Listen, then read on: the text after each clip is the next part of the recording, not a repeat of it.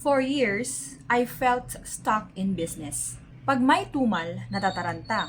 Pag may bulk orders, nababurn out. Lagi akong pagod pero hindi lumalago. Ang tanong, kailan ba dapat mag-scale up? And paano kung yun pala ang matagal mo nang iniiwasan? If you've been in business for years and you're tired of going in circles like me, this video is for you.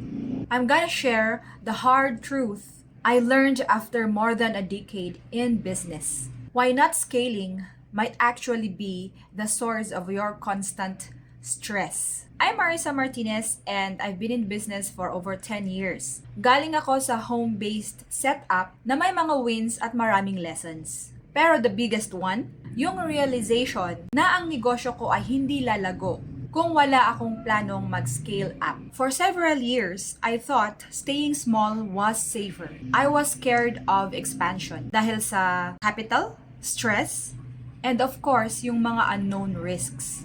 Pero ang totoo, mas na-stress na ako dahil wala akong direksyon.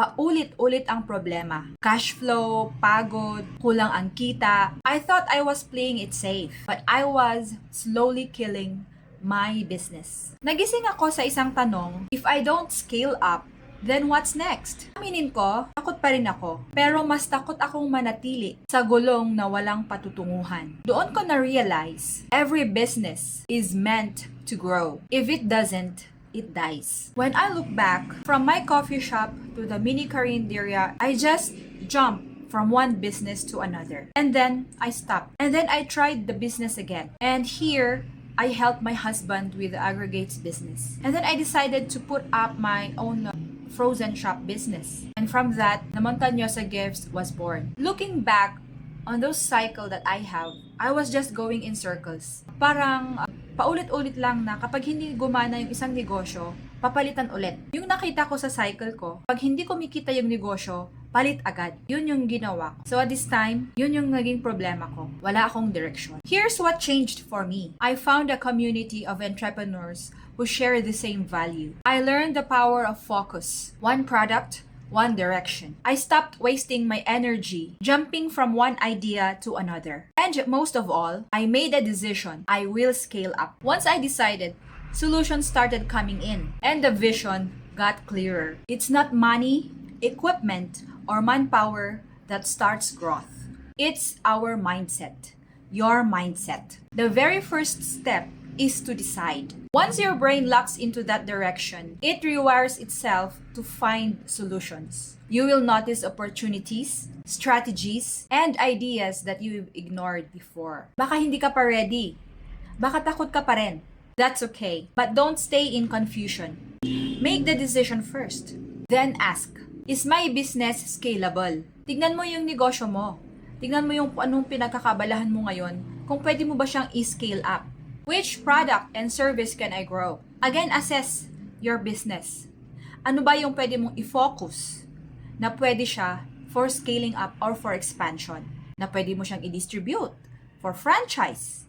Mga ganun. Who can guide me? You don't have to rush, but you have to move with clarity. Ang una mong gawin ay magdesisyon. Kapag nakapagdesisyon ka na gusto mong lumago, gusto mong mag-scale up, gusto mong pumunta sa next stage ng iyong negosyo, then mag-iiba yung perspective mo.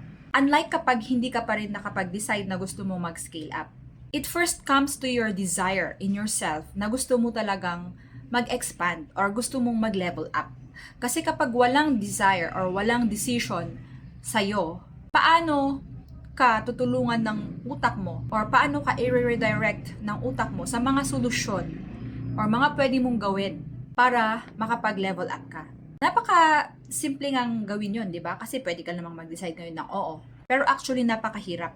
Kasi, ang daming what if napapasok sa yung utak. Kaya, it's up to you to decide. Bilang isang entrepreneur, yun yung una mong gawin. Kung hindi, mas stuck pa rin tayo sa ating level ngayon at di na lang natin namamalayan na uubos na tayo. Tapos, wag na tayong magtaka kung anong nangyari at bakit nalugi ang negosyo. I think, yun yung mga problema natin ngayon. Kapag ginawa mo naman na lahat, at nakikita mo na parating paulit-ulit ka at nasa cycle ka pa rin na paikot-ikot, itigil mo na yan. Magdesisyon ka na at mag-level up. It takes courage. If you're like me, pero matagal nang na-stuck sa negosyo, let's grow together. Dito sa Ka-Home Biz, we talk real, we grow real. Subscribe if you're ready to stop the cycle and finally take your business to the next level. Well, kung kontento ka na sa business mo ngayon, that's okay. But be honest, are you really fulfilled? O unti-unti ka nang nawawalan ng gana? Because a business that doesn't grow dies slowly. So you decide now, not out of pressure,